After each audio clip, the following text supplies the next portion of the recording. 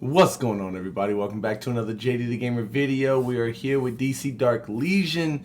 And in this video, man, I know the dev questionnaire response Q&A thing came out a little over a week ago, but there's one question that really stuck out to me and I want to get into it. Let's see what that is.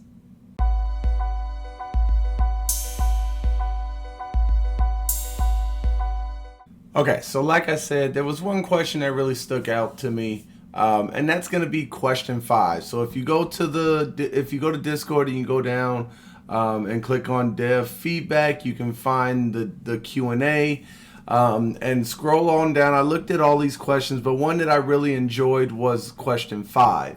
Can we expect more champion or faction rebalancing in the future? How do you decide if a champion or faction needs rebalancing?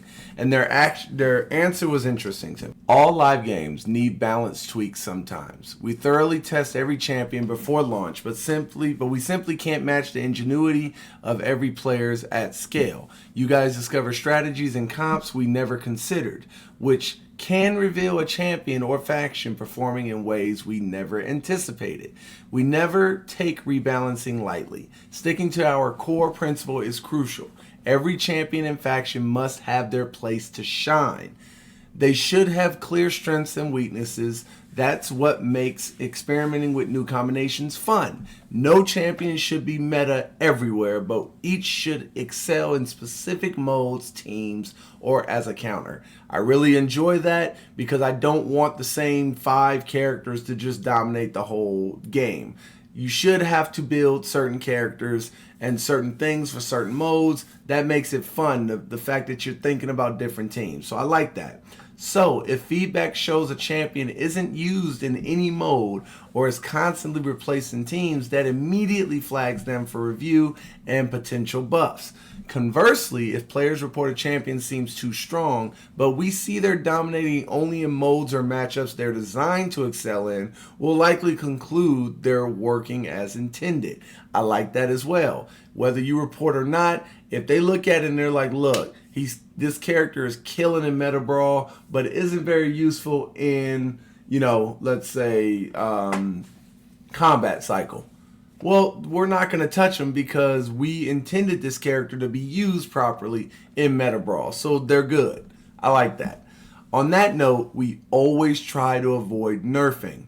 If we do think a champion seems too strong, usually because they're excelling in a role we didn't intend them for, we'll prioritize buffing the opposition rather than nerfing that champion.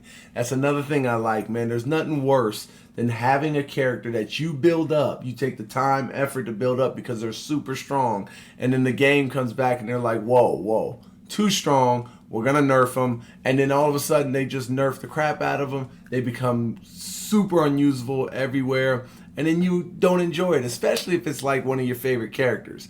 You come into the game, you're like, yo, I love Superman. I'm building him. Boom, you build him up, make him super strong, put all his resources into him. And then 2 weeks later, they're like, yo, Superman's too strong. We're taking away half of his kit. So now it's like, yo, what am I supposed to do? I just spent 2 weeks, or I just spent all this time building this character up, and then boom, you take him away. So I like the fact that instead of nerfing, they just make everyone else kind of comparable to them. The exception is bug fixes, like incorrectly configured stats or skills triggering too often. This is actually just repairing effects we never intended, but it can feel like a nerf. To minimize the negative impact on our players as much as possible, we created a special multiversal force refund item specifically for these cases. So again, if they make your character that you like weaker, nerfing them, more than likely it's not because they're just nerfing them because they're good. It's because there was a bug, there was an issue, and that character was doing things that they didn't intend for that character to do, so they changed it just to get it back to what they intended it for it to happen. So that's fine for me, man. That's what I enjoy. I like a developer to understand what we're looking for, not just completely destroy characters we love or buff them up tremendously to the point where they're just killing everybody.